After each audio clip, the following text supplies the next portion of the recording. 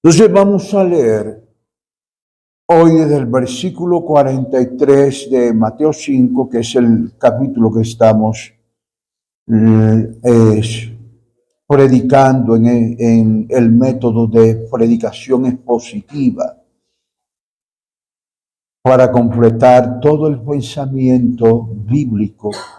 Aunque no termine en el capítulo 5, está una teología práctica en el 6 y en lo demás hasta el 7, que ya lo haremos, pero en otro tiempo vamos a variar. Nos dice la Escritura en el versículo del 43 al 48, y leo la santa palabra de Dios con la anuencia de mi Dios Padre, Hijo y Espíritu Santo. Oíste que fue dicho: amarás a tu prójimo, y escucha, y aborrecerás a tus enemigos. Pero yo os digo, amad a vuestros enemigos, bendecid a los que os maldicen, haced bien a los que os aborrecen, y orad por los que os ultrajan y os persiguen. La razón, dice, para que seáis hijos de vuestro Padre que está en los cielos, que hace salir su sol sobre malos y buenos, que hace llover sobre justos e injustos. Porque si amáis a los que os aman, ¿qué recompensa tendréis? ¿No hacen también los mismos los publicanos? Y si saludáis a vuestros hermanos solamente, ¿qué hacéis de más? ¿No hacen también así los gentiles? Y termina diciendo: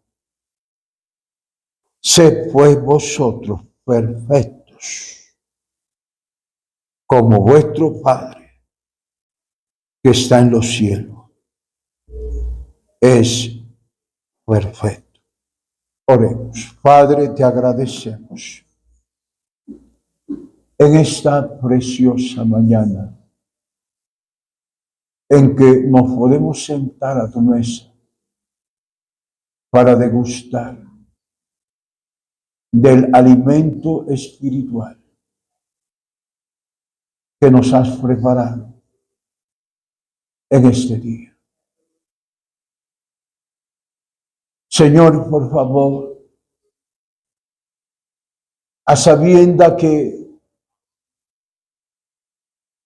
tu palabra dice que no debemos ser solo oidores, sino hacedores, permite que esta palabra pueda penetrar y hallar cabida.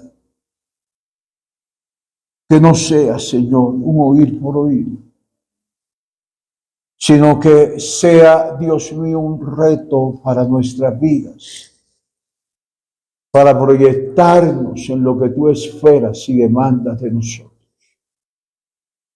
Te lo pedimos en el nombre de Jesús y reprendemos todo aquello que no es tuyo, Señor, en el nombre de Jesús.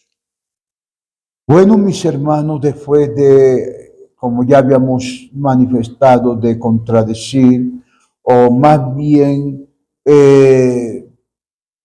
poder orientar a sus oyentes en lo que ciertamente es el espíritu de la ley y no la letra de la ley, habíamos hablado de cuestiones erradas que miraban tanto fariseos como rabinos en cuanto al mandamiento de no matar, al mandamiento de no adulterar y al mandamiento de la ley del talión, o lo que conocemos como la ley de la retaliación.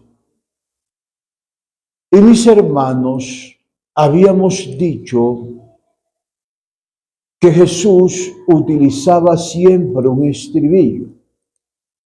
Estribillo es una cuestión que se repite de continuo. Y ese estribillo es: habéis oído. Pues eso de habéis oído es lo que a ellos le han enseñado. Pero hemos hecho una aclaración que Jesús no estuvo en contra de lo que Moisés enseñó. Jesús estaba en contra de la interpretación que se hacía de lo que Moisés había enseñado. Ahora, mis amados hermanos, vamos a ver la parte final, y esta parte final tiene que ver con ese gran mandamiento.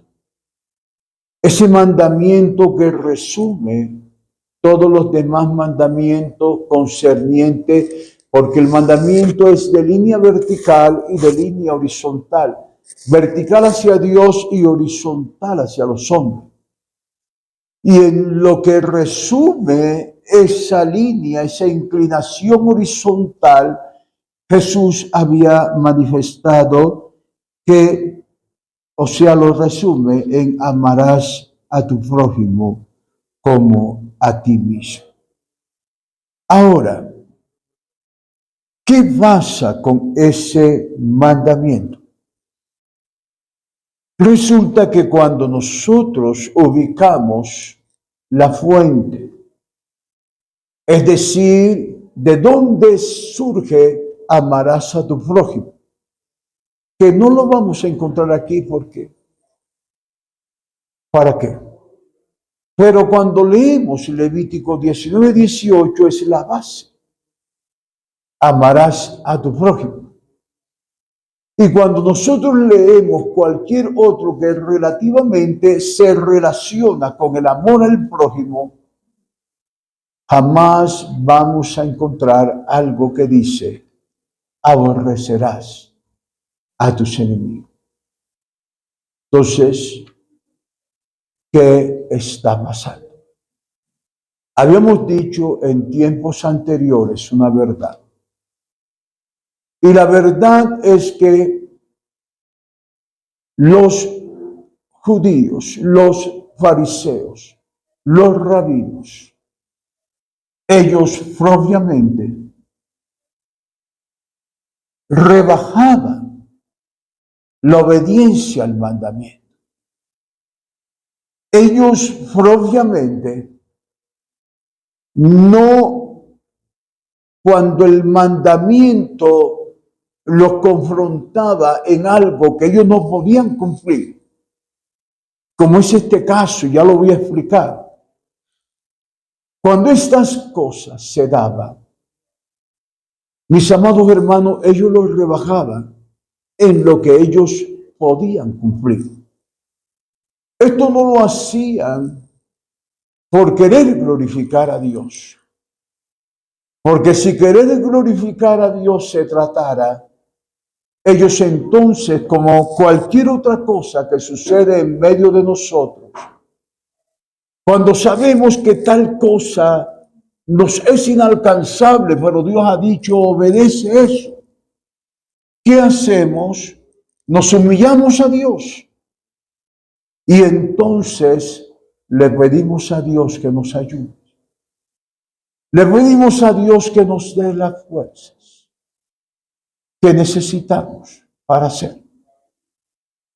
Entonces, mis amados hermanos, ellos, a causa de ese orgullo que ellos tenían, ellos no lo hacían, pero rebajaban el mandamiento. Ellos se caracterizaban porque dentro de su orgullo buscaban el elogio de la gente. No quería que lo vieran fallando en un punto. Ellos querían que la gente los admirara. Por eso digo, no buscaban la gloria de Dios. Buscaban su propia gloria.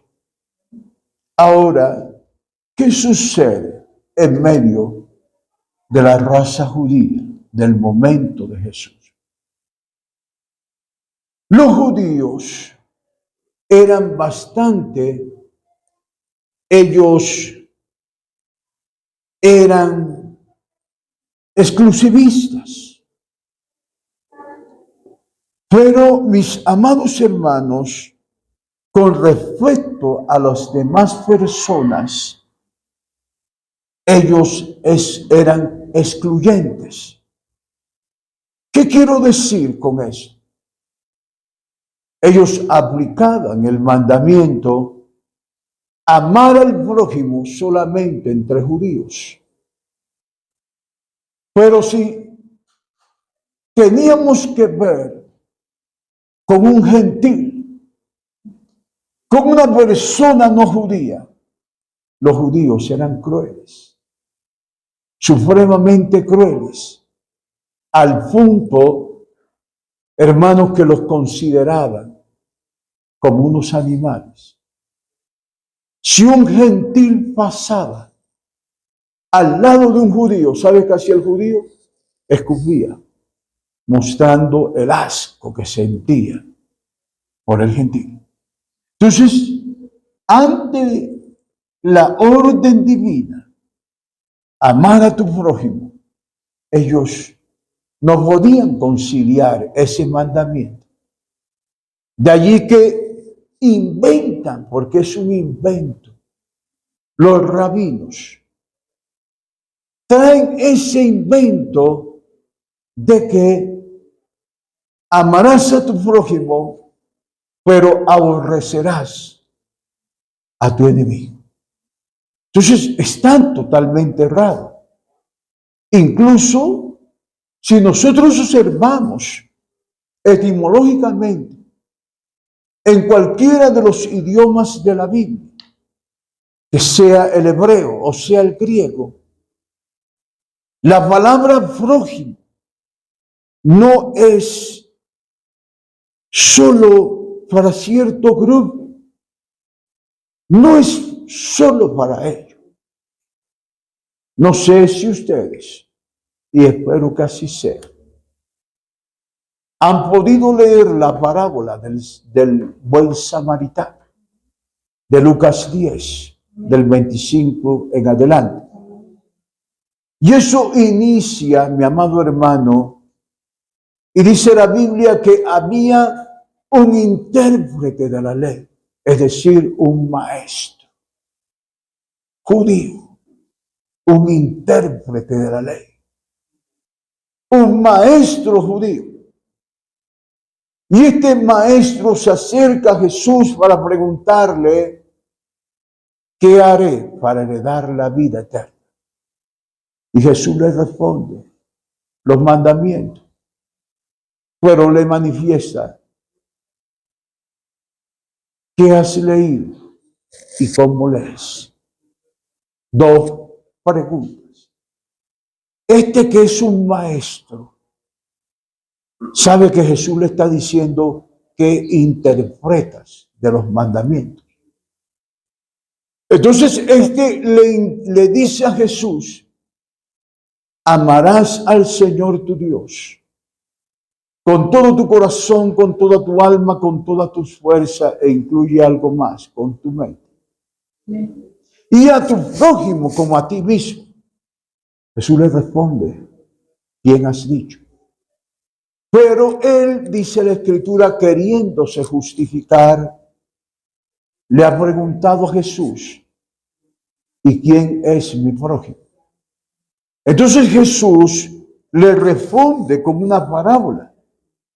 Y la parábola dice que había un hombre que descendía de Jerusalén a Jericó y fue asaltado, lo hirieron, le robaron, lo dejaron moribundo. Y dice Jesús, y es algo irónico, pero Jesús, un maestro, quería llevarlo a un verdadero punto que es un prójimo. Y le dice, pasó un sacerdote.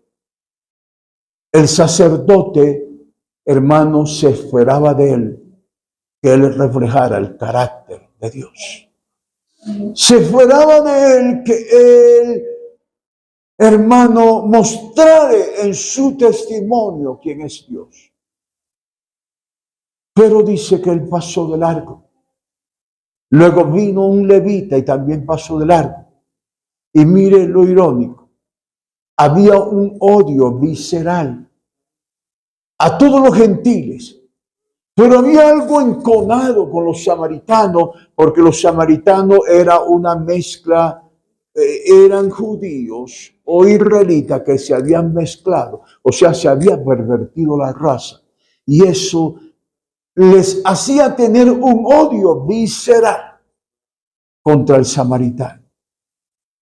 Y Jesús adrede ha dicho, un samaritano ha llegado. Y el samaritano ha vendado sus heridas.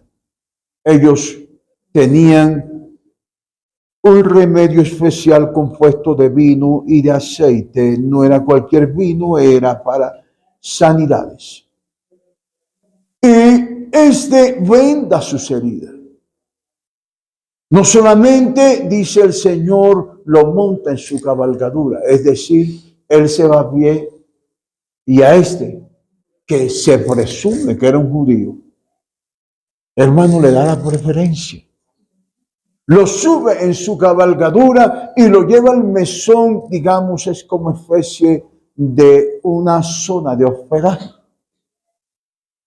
Y estando allí, al día siguiente le dice al mesonero, aquí hay 2 denarios, cuídamelo. Y cuando regrese, si algo más, aparte de lo que te doy, has tenido que hacer, tranquilo, yo te lo pago.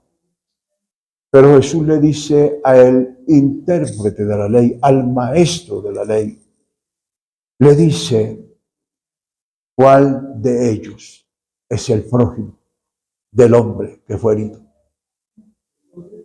Entonces, él en su elocuencia teológica no fue capaz de decir samaritano, sino dijo, el que usó misericordia. Y Jesús le dijo, le está respondiendo quién es el prójimo. Y le dice, el que usó misericordia. Jesús le dijo, ves y haz lo mismo. En otras palabras, la palabra prójimo no se limita. La palabra prójimo, hermano, en el idioma original, es la misma que se emplea para vecino. Y cuando hablamos de vecino, no se limita tampoco al que vive al lado de tu casa, sino al que está a tu lado, el que está cerca. Ese es tu próximo, tu próximo. Porque nosotros podemos ayudar a los vecinos, porque ellos nos ayudan. ¿Cierto? Pero el que está a tu lado tal vez ni lo conoces. No sabes quién es. Y le dice, ese es tu prójimo. Ahora Jesús, después de esto que he explicado, Jesús manifiesta algo. Y ese algo vamos a interpretarlo. Número 1, él dice, mas yo os digo. Jesús aquí, mi hermano, quiero aclararle, no está diciendo algo nuevo. Jesús está enseñando lo que el espíritu de la ley enseña. Lo que está condensado en el mandamiento. Ahí está lo que Jesús va a enseñar. Y él dice, amad a vuestros enemigos. Bendecid a los que os maldicen. Haced bien a los que os aborrecen. Y orad por lo que os ultrajan. Y escúchame, mi amado hermano. Nos dice el versículo 46, porque si amáis a los que os aman, ¿qué recompensa tendréis? ¿No hacéis también lo mismo los publicanos? Y si saludáis a vuestro hermano solamente, ¿qué hacéis de más? ¿No hacen también así los gentiles? Pero no solamente Jesús enseña con respecto a la aplicación del amar al prójimo, en un aparte que es tan hermoso, mi hermano, que lo haya hecho de esa manera, y ya lo explicaré. Pero Jesús nos muestra la razón fundamental o la razón principal de todo esto. Y dice el versículo 45, y dice, para que seáis hijos de vuestro Padre que está en los cielos. Escucha, ¿para qué? ¿Entiende esa palabra? ¿Para qué? Y ya la vamos a desglosar. Para que seáis hijos de vuestro Padre que está en los cielos, que hace salir su sol sobre malos y buenos, y que hace llover sobre los justos e injustos. Y encontramos, mi amado hermano, en el versículo 48, esas son la razón fundamental. Sed pues vosotros perfectos, como vuestro Padre que está en los cielos es perfecto. Es decir, imita a Dios, en otras palabras. Pero escucha, mi amado hermano, aquí en este relato, en estos versículos que hemos leído, hay una palabra. Y es impresionante esta palabra por lo siguiente. Esta palabra propiamente resume todo el sermón del monte. El más famoso sermón de Jesús queda resumido en una pregunta. Escucha esa pregunta. ¿Qué hacéis? Y toma el verbo, hacéis. ¿Qué hacéis de más? ¿Sabes qué significa eso, mi amado hermano? ¿Qué hacéis de más? Significa que te hace diferente. Escúchame bien. ¿Qué te hace diferente al mejor de todos los hombres? No al drogadicto, no al ladrón, sino al mejor de todos los hombres. ¿Qué te hace? ¿Qué te distingue? ¿Qué te hace? Que ciertamente tú seas diferente a todos los demás. Ese es el mensaje del sermón del monte. Propiamente. ¿Qué te hace? Entonces, mis amados hermanos, quiero entrar en materia en esa pregunta. Pero mi hermano, frente a esto hay que desglosar unas verdades. Porque si no desglosamos estas verdades, mi amado hermano, no hacemos nada. Y la primera verdad que quiero desglosar es que esta pregunta no va dirigida a los inconversos, ni va dirigida a los cristianos nominales.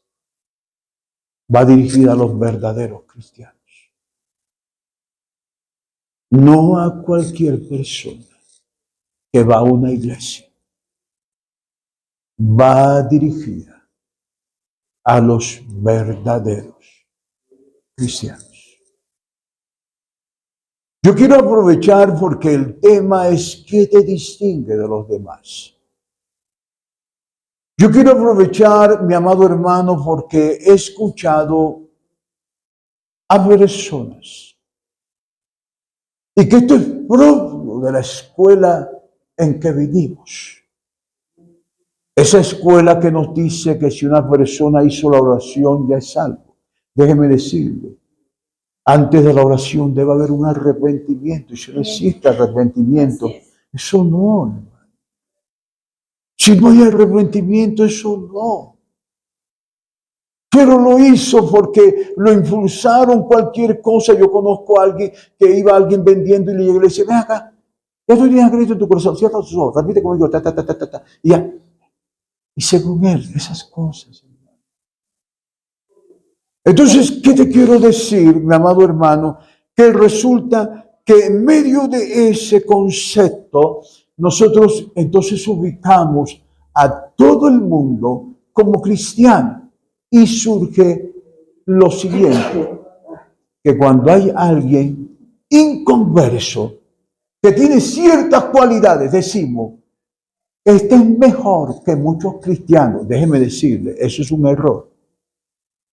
Eso es un error. Número uno, porque esa persona está hablando sin distinguir que es un cristiano.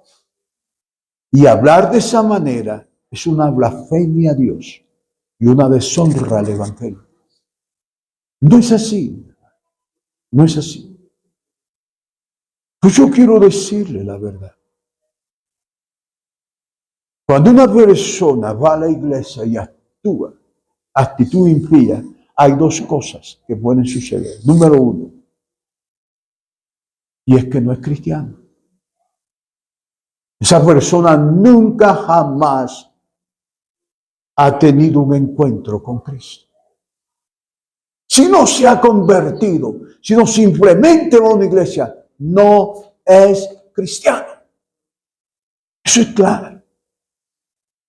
Pero ustedes dirán, hermano, pero es que todos los cristianos son perfectos, es verdad.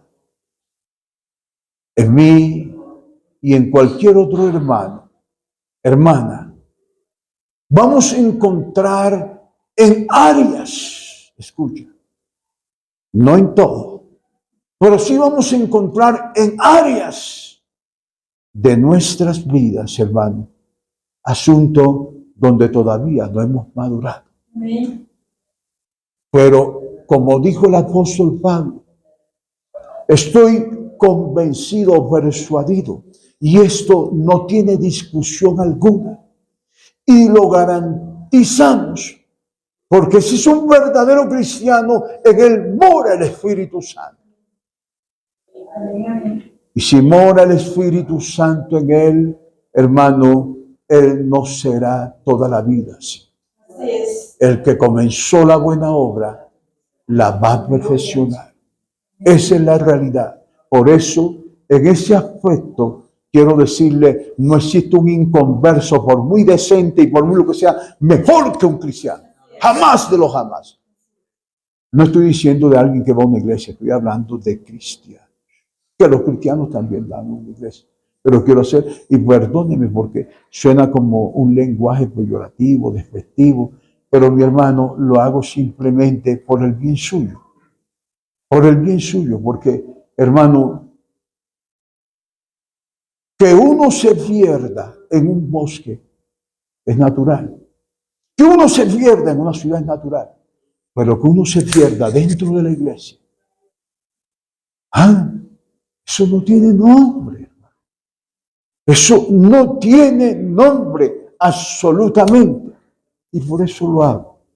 No por pensar que soy mejor que nadie. No, no nada. Pero en sí, mi hermano, propiamente, ¿qué hacéis de más? ¿Sabes qué significa eso? Eso significa que el cristiano está llamado a ser mejor que cualquier otro en la raza humana, el mejor de los mejores, el mejor de los mejores, pero que no tiene a Dios. Y vamos a probar que sí, que somos mejores que ellos. No por nosotros, sino por la gracia de Dios. Por lo que Dios ha hecho en nuestras vidas. Y vamos a mostrar algunos ejemplos. Vamos a observar, hermano, en cuanto a lo que es el cristiano y el inconverso frente a la ley de Dios. Romanos 12, del 13 al 14 nos dice: porque no son oidores de la ley los justos ante Dios, sino los hacedores de la ley serán justificados. Escucha. Porque cuando los gentiles, vamos a cambiar la palabra, porque cuando los inconversos, que no tienen ley, hacen por naturaleza lo que es de la ley, esto, aunque no tengan ley, son ley para sí mismos. Versículo 15 dice: mostrando la obra de la ley escrita en sus corazones. Escucha. mostrando la obra de la ley escrita en sus corazones, dando testimonio a su conciencia y acusándolo o defendiéndole su razonamiento. ¿Qué significa eso, mi amado hermano? Eso significa que todo inconverso, así sea ateo, Dios ha escrito la obra, no la ley. Porque cuando hablamos, la ley escrita en el corazón tiene que ver con el nuevo pacto que Él dijo, Jeremías 31, y este es el nuevo pacto que haré con vosotros. Escribiré mi ley en vuestros corazones para que me obedezcan. Pero una cosa es la obra de la ley, donde la persona refleja la imagen y semejanza de Dios, aunque arruinada, pero la refleja. Entonces, vamos a encontrar a un inconverso. Y este inconverso, hermano, es recto en todo su proceder. Precisamente porque la ley de Dios está escrita en su corazón. Este inconverso, mi hermano, es una persona honesta, sin dobleces. Es una persona honrada. Esta persona cumple con todos sus deberes. Escucha eso. Antes de seguir adelante, quiero decirle que esto hace parte de la ética cristiana. El cristiano debe ser honesto. El cristiano debe ser el recto en todo su proceder. El cristiano debe ser, hermano, honrado. Debe ser cumplidor de sus deberes. Eso hace parte de la ética cristiana. Pero quiero decirte, mi amado hermano, que esa persona que en un momento tú la comparas y dices, ay, pero ese es mejor que fulano. Déjeme decir, ese fulano no es cristiano, pero va a una iglesia. Solo que lo están revolviendo la gimnasia con la magnesia. Pero él no va a la iglesia. Pero quiero que sepas, mi amado hermano, que ese que hace tanta honradez y tanta pulcritud, por dos cosas lo hace. Número uno, por su conciencia. Escucha eso. Número dos, lo hace por su reputación. Y el cristiano también debe hacerlo por su conciencia y debe hacerlo por su reputación. Pero el cristiano no se limita a eso. Hay dos cosas, porque él es recto, porque él tiene un buen testimonio ante la sociedad. Hay dos cosas. Número uno, y el orden de los factores aquí no altera la importancia. Número uno, porque él entendió que Dios lo amó primero y como tal, él debe amar a Dios. Y no es por razón simple de la conciencia y de la reputación ante los demás, sino simple y llanamente porque él desea expresar su amor a Dios. Segundo, él es así, ¿sabes por qué? Porque él reconoce que Dios es bueno. Él reconoce que Dios ha sido maravilloso con él. Y como tal, él vive en un completo agradecimiento a Dios. Y ese agradecimiento lo conduce a creer que Dios no se merece que su nombre sea deshonrado por causa de su mal testimonio. No sé si me estoy dando a entender hasta aquí. La diferencia.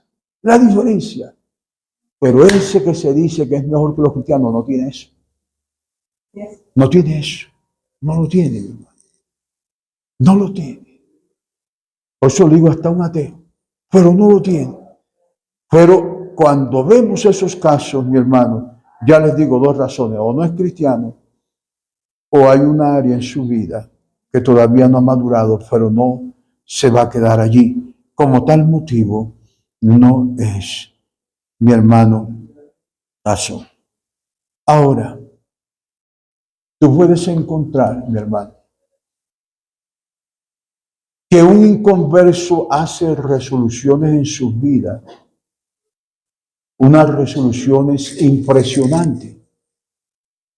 No sé si usted conoce un converso que sin necesidad de ir a una iglesia dijo, no bebo más y no vivo más. No sé si usted conoce un converso que dijo, no fumo más y no fumo más. Todas esas cosas suceden, mi hermano. Tienen resoluciones en su vida. Pero déjame decirte, el cristiano lucha más allá del alcohol, del cigarrillo y de estas cosas. El cristiano lucha contra la codicia.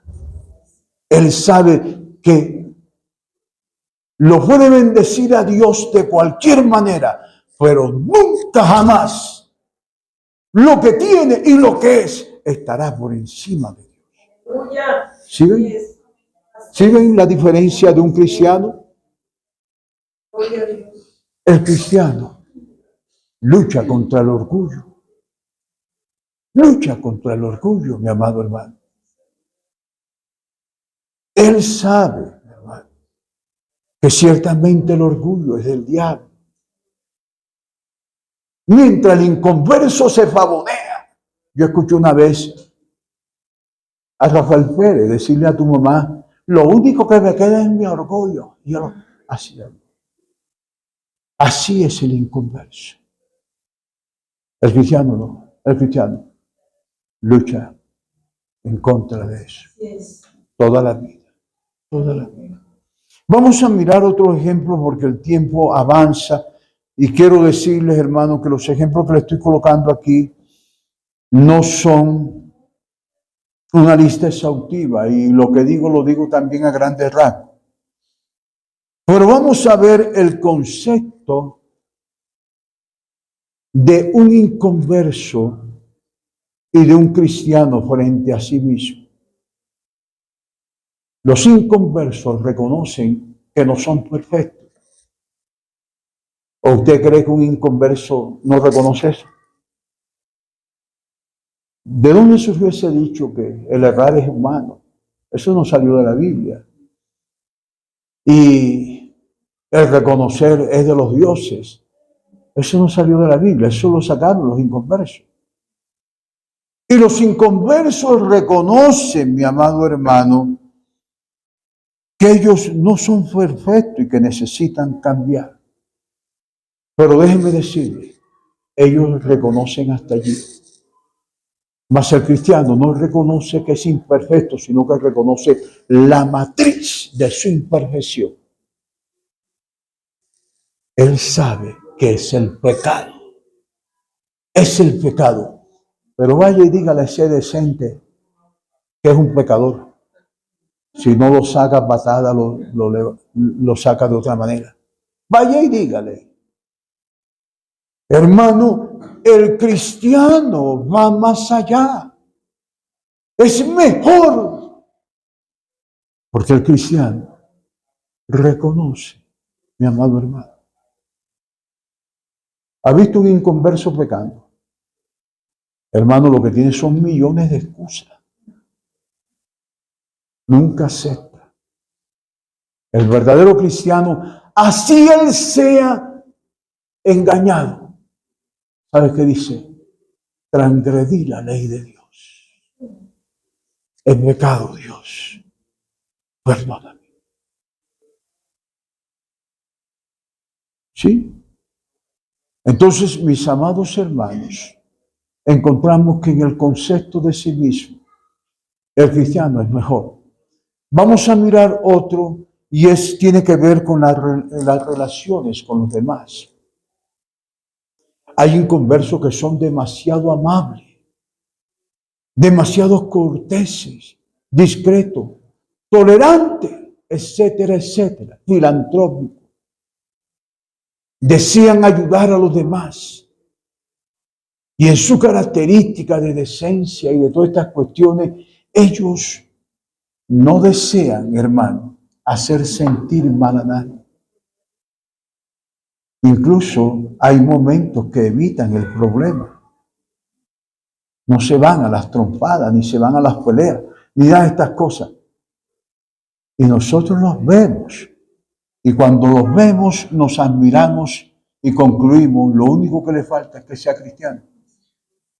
¿Verdad? Es lo único. Pero quiero decirles, hermano, el cristiano, él en la ética cristiana, él sabe que es de Dios ser decente, cortés, generoso, amable, todas esas cosas. Él lo sabe. Él sabe que si una persona tiene una necesidad, él debe ayudar. Él sabe. Pero hay algo que no ve el inconverso. El cristiano, por estar en Cristo, él ve al inconverso como lo vio Jesús. ¿Y sabes cómo lo vio Jesús? Como oveja que no tiene pastor. ¿Sabe qué significa? El cristiano lo puede ver en los más flamantes lujos, carros, casas, ropas, etcétera, etcétera. Pero el cristiano lo ve y siente dolor, porque sabe que él va camino al infierno. Con todos sus lujos, con todas sus pompas, si no se arrepiente, va camino al infierno.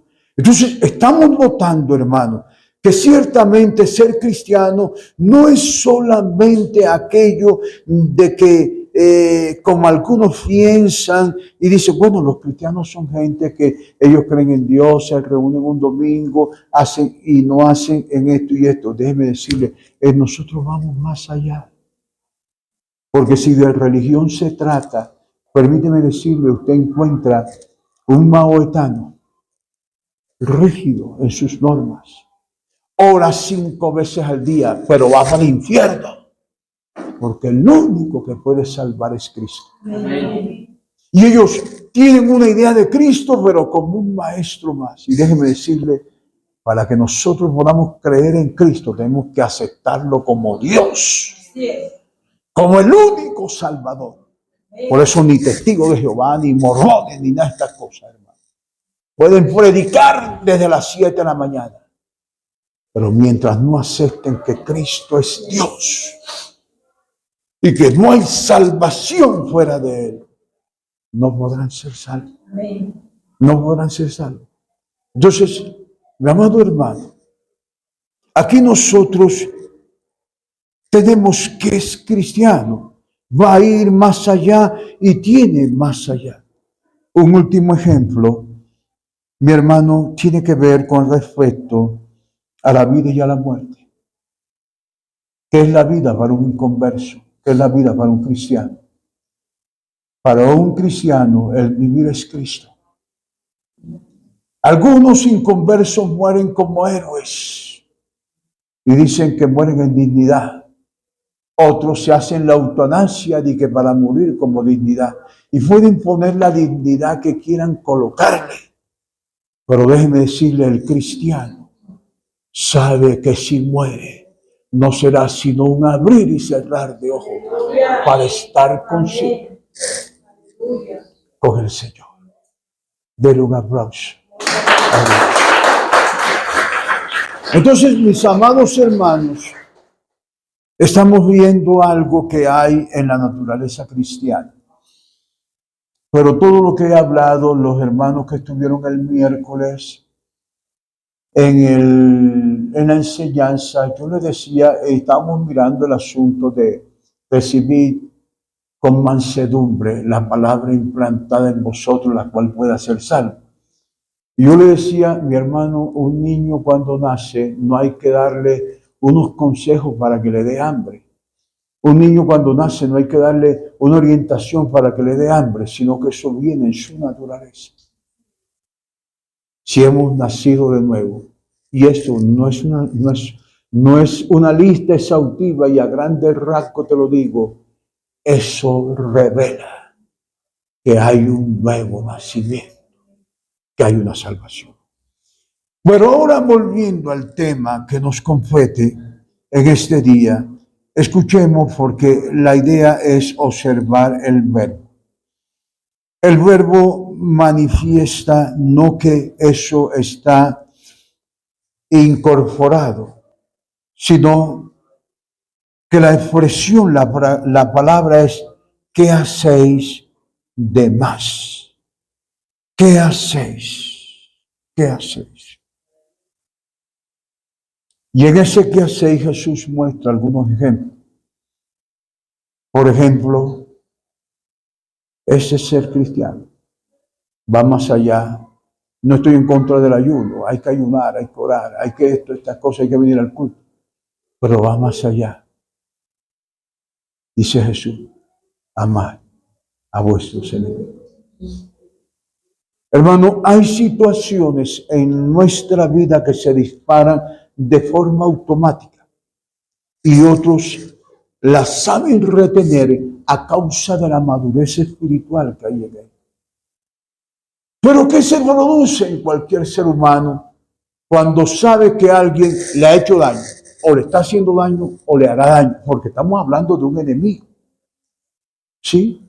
Estamos hablando de un enemigo, no de alguien que no me habla, o que de pronto no gusta de mí sin haberle hecho nada. Estamos hablando de un enemigo. Alguien que me quiere, o me ha hecho, o me está haciendo daño. ¿Qué se produce? ¿O cómo pensamos frente a esa situación? Digo, con excepción del nivel de madurez de la persona. Pero surge sin planear, sin preparar. Surge ahí mismo el resentimiento. No surge el amor. Surge la amargura. No surge el amor. Y digo el nivel porque la persona que conoce sabe que, hey, detente ahí. No soy llamado a esto. No soy llamado a esto. Y ahí está, y no puedo dormir, pero él está peleando. Te reprendo. No, no, ayúdame, Señor, ayúdame. Dice el Señor, orad por los que os persiguen ultraje. Es un enemigo. Yo te hago una pregunta, cuando tú estás orando por una persona, o no lo metamos a ustedes para que no se diga que es por ustedes que estoy hablando eso. Pero cuando un creyente está orando por una persona, ay Señor, mira a mi hermano, mira, Dios mío, ayúdalo en sus luchas, ayúdalo en sus pruebas, guárdalo de la tentación, Señor, líbrame. Pero de pronto se dio cuenta, hermano, que ese por el cual está orando, está hablando mal de él. Mi pregunta es, ¿sigue orando? ¿Sigue orando? Por eso dije, estos ejemplos son tan sabios porque son luchas fuertes que vamos a tener. Hermano, la comunión no es que sea algo simple, pero tampoco se dice que es inalcanzable. La comunión con Dios, todas estas cosas que nos conducen a esa identidad de entrega, no son simples, pero tampoco inalcanzables. Pero mi hermano, lo vemos. Yo lo he vivido. He tenido que madurar en ese aspecto. Pastores que no oran por sus ovejas porque su oveja ya se fue.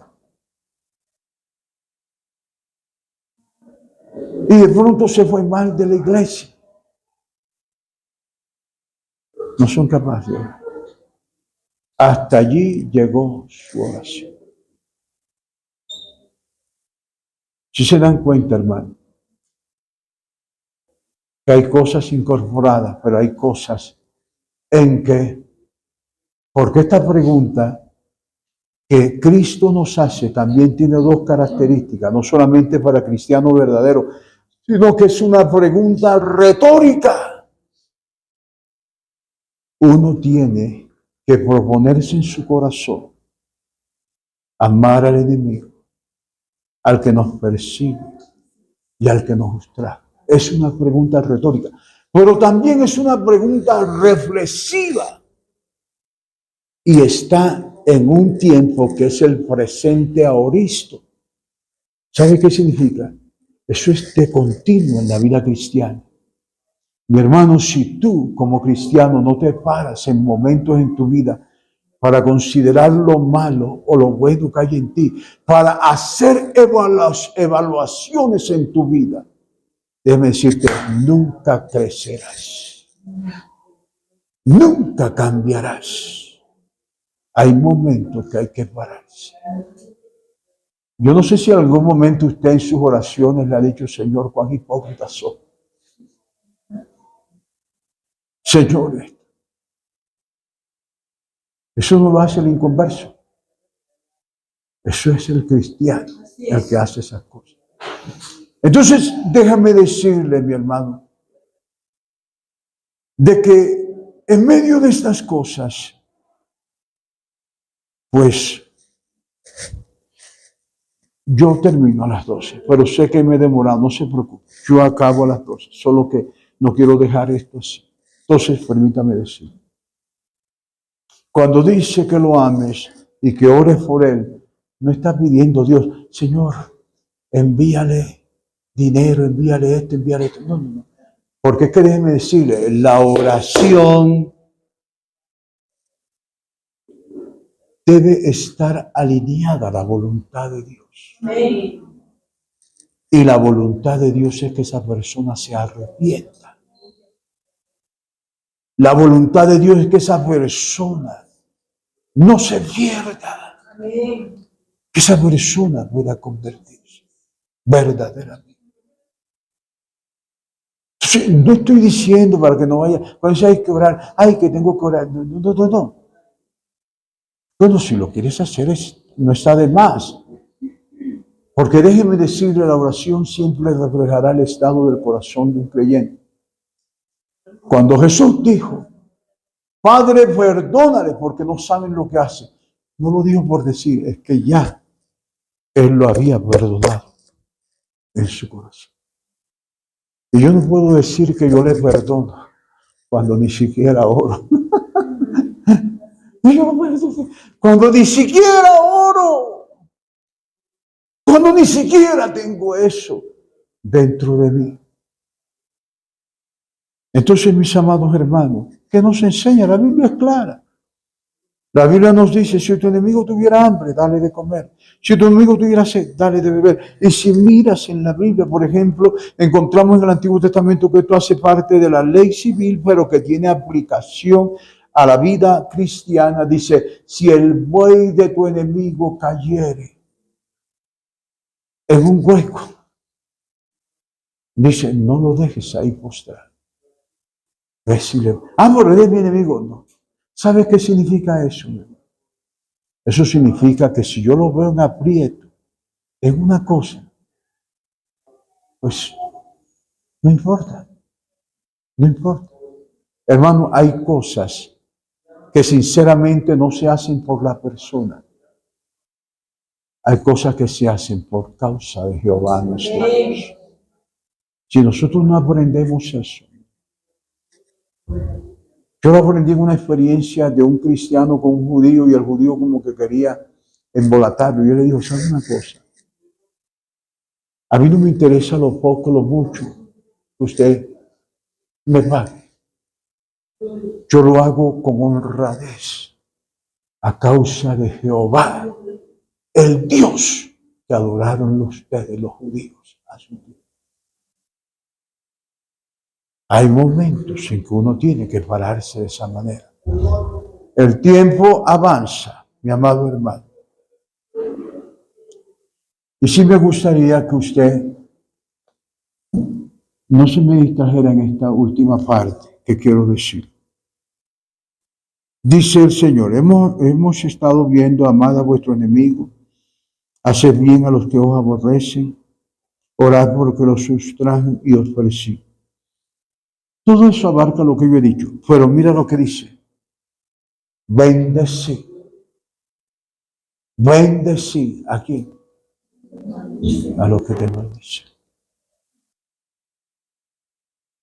Mi amado hermano, ¿qué es maldecir?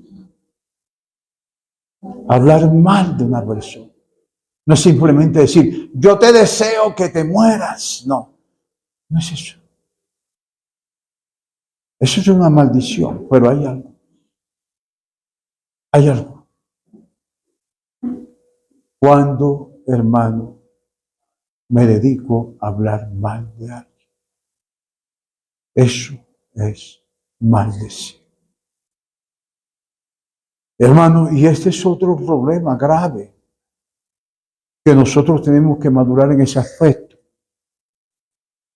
Hay veces que tú haces un análisis de una persona y te das cuenta sus defectos. Lo confirma porque ese mismo defecto se ha vuelto repetitivo en esa persona. Y un día estás hablando con otra persona y estás hablando de la persona a quien tú has hecho ese análisis. Y como que comienza una picazón ahí sabrosita. Estás hablando y dices, pero lo que pasa es que él es esto y esto. Y si nadie te está preguntando. Si nadie te... Es que tú crees que no tienes defecto. ¿Te gustaría que alguien estuviera sacando siempre a la luz tus defectos? Durante todo este tiempo he enseñado que una cosa es vivir por normas y otra por principios. Ahora le quiero decir una cosa. Una cosa es vivir bajo un formalismo y otra cosa es una espiritualidad. Son dos cosas diferentes. El formalismo se muestra como espiritualidad, pero no lo es. La espiritualidad tiene principio. Y si nosotros queremos ser espirituales, hermanos, uno de los consejos que encontramos por la providencia divina durante este tiempo es pedirle a Dios que nos ayude a no hablar mal de nadie. A no hablar mal de nadie. Lo que sea, no vamos a hablar. No vamos a hablar, sí, que esto y esto y esto, tranquilo. Listo. Pero no hablar mal de nadie. Aún incluso si ese está hablando mal de ti. Tranquilo. Sé que de pronto habrá un momento en que sí tengas que defenderte, como lo hemos enseñado en los otros momentos, cuando el colocar la mejilla, pero siempre vaciados del odio. Y como venimos enseñando, no solamente vaciados del odio, sino con sabiduría. Con sabiduría. Pero vamos entonces a mirar el último punto del mensaje. No digo que ya voy a terminar en un minuto, pero sí el último punto del mensaje. Escucha. Hay un pasaje que pasamos por alto en cuanto a los enemigos, Proverbios 24. ¿Qué dice ahí? Cuando cayeres tus enemigos, no te regocijes. Pasé por alto eso, me devuelvo un poquito. Porque es que cuando el enemigo, hermano, cayó en el infortunio, fácilmente salimos diciendo, eso le pasó por haberse metido conmigo, porque yo soy la niña de los ojos de Dios. Déjeme decirle, nadie te está quitando eso, pero no es esa la actitud que Dios nos manda. Porque en cierta manera te estás alegrando, y Dios prohíbe eso, no te regocijes cuando tropezares. No se alegre tu corazón, no sea que Jehová lo mire y se desagrade, porque a Dios le desagrada eso. No podemos hacer eso. Pero escúchame bien, dice, para que seáis hijos. Todos sabemos que nos constituimos hijos en el instante en que recibimos a Jesús. Pero la Biblia nos enseña que esos hijos no son engendrados ni de carne, ni de sangre, ni de voluntad de hombre, sino por la voluntad de Dios. Son hijos de Dios. Por eso esta expresión tengo que decirla, que nadie es hijo por lo que hace. Pero si somos hijos, tenemos que hacer. ¿De qué manera, hermano? Efesios 5:1, vea lo que dice. Sed pues imitadores de Dios. Esa es la manera. Como hijos amados, ¿qué significa eso, mi hermano? Y dice, sed pues vosotros perfectos como vuestro Padre que está en los cielos es perfecto. ¿Qué significa eso? ¿A qué nos referimos frente a eso? Sed imitadores de Dios como hijos amados. Permítame decirle, nadie que se llame hijo de Dios y no imite a Dios es un autoengaño. Es un autoengaño. Los hijos se parecen a los padres. Y si alguien es hijo de Dios, tiene que parecerse. No en esa perfección. No en esa perfección, mi amado hermano. Pero tiene que estar en esa constante de imitar al Señor. Pues mis amados hermanos, se dice de Alejandro Magno que descubre que en las tropas había un soldado que también se llamaba Alejandro. Se llamaba Alejandro. Pero ese soldado estaba en unas actitudes, en un desorden, en fin, su vida no era una vida de honra. Y Alejandro lo llamó. Él le dijo, he escuchado de ti esto y esto y esto que haces. Pues te digo dos cosas. O cambias o te quitas ese nombre. Si no estamos dispuestos a ser imitadores de Dios, no digamos que somos hijos de Dios. No digamos que somos hijos de Dios. Tenemos que imitar. Concluyo, usted me dirá, hermano, y usted hace todo eso, hermano, yo no soy perfecto. Pero una cosa sí hago. Vivo por principios. Y si Dios me dice que lo imite, si Dios me dice que ame a mis enemigos, que ore por los que me persiguen y me ultrajan, si Dios me pide que yo, hermano, esa es mi lucha. Esa es mi oración. Esa es la razón de mis ayunos. Pidiéndole a Dios eso. Amén. Y vivo permanentemente en ese cuidado. En ese cuidado.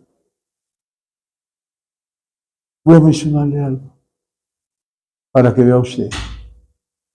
O no, no digamos eso. Simplemente quiero decirle, no soy el ejemplo a imitar. El ejemplo a imitar es Jesús. Porque Dios siempre va a permitir que alguien vea tu defecto y vea los míos, para que no pongan su mirada en los hombres, sino solo la pongan en Jesús. Dios lo va a permitir. Pero sí quiero decirte en esta hora que esta es la verdadera batalla de la fe. Esta es la verdadera batalla de la fe, hermano. De poder agradar a Dios siendo imitadores de Él. Oremos. Padre, en el nombre de Jesús.